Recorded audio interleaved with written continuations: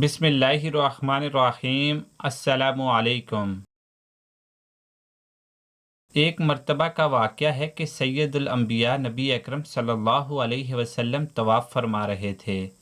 ایک اعرابی کو اپنے آگے طواف کرتے ہوئے پایا، جس کی زبان پر یا کریم کی صدا تھی۔ حضور اکرم نے بھی پیچھے سے یا کریم پڑھنا شروع کر دیا۔ وہ اعرابی رکن یمانی کی طرف جاتا تو پڑھتا یا کریم، سرکار دو عالم بھی پیچھے سے پڑھتے یا کریم۔ وہ اعرابی جس سمت بھی رخ کرتا اور پڑھتا یا کریم، سرکار بھی اس کی آواز سے آواز ملاتے ہوئے یا کریم پڑھتے۔ اعرابی نے تاجدار کائنات صلی اللہ علیہ وآلہ وسلم کی طرف دیکھا اور کہا کہ اے روشن چہرہ والے، اے حسین قد والے، اللہ کی قسم اگر آپ کا چہرہ اتنا روشن اور عمدہ قد نہ ہوتا تو آپ کی شکایت اپنے محبوب نبی کریم کی بارگاہ میں ضرور کرتا کہ آپ میرا مذاق اڑا رہے ہیں۔ سید دو عالم صلی اللہ علیہ وآلہ وسلم مسکرائے اور فرمایا کہ کیا تم اپنے نبی کو پہچانتا ہے؟ عرض کیا کہ نہیں۔ آپ صلی اللہ علیہ وسلم نے فرمایا کہ پھر تم ایمان کیسے لائے؟ عرض کیا بن دیکھے ان کی نبوت اور رسالت کو تسلیم کیا، مانا اور بغیر ملاقات کے میں نے ان کی رسالت کی تصدیق کی۔ آپ نے فرمایا مبارک ہو، میں دنیا میں تیرا نبی ہوں اور آخرت میں بھی تیری شفاعت کروں گا۔ وہ حضور علیہ السلام کے قدموں میں گرا اور بوسے دینے لگا۔ آپ نے فرمایا میرے ساتھ وہ معاملہ نہ کر جو اجمی لوگ اپنے بادشاہوں کے ساتھ کرتے ہیں۔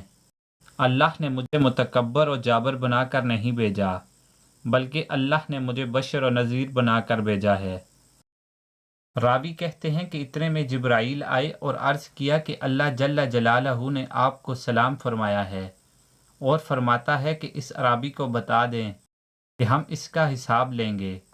اعرابی نے کہا یا رسول اللہ، کیا اللہ میرا حساب لے گا؟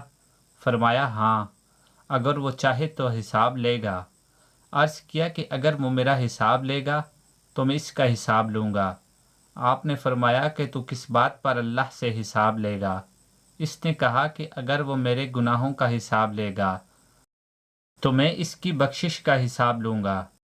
میرے گناہ زیادہ ہیں کہ اس کی بخشش۔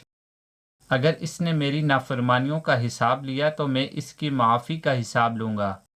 اگر اس نے میرے بخل کا امتحان لیا تو میں اس کے فضل و کرم کا حساب لوں گا۔ حضور اکرم صلی اللہ علیہ وسلم یہ سب سماعت کرنے کے بعد اتنا روئے کہ ریش مبارک آنسوؤں سے تر ہو گئی۔ پھر جبرائیل علیہ السلام آئے۔ عرض کیا اے اللہ کے رسول صلی اللہ علیہ وسلم، اللہ سلام کہتا ہے اور فرماتا ہے کہ رونا کم کریں۔ آپ کے رونا نے فرشتوں کی تسبیح و تہلیل بلا دی ہے۔ اپنے امتی کو کہیں نہ وہ ہمارا حساب لے نہ ہم اس کا حساب لیں گے، اور اس کو خوشخبری سنا دیں یہ جنت میں آپ کا ساتھی ہوگا۔ سبحان اللہ۔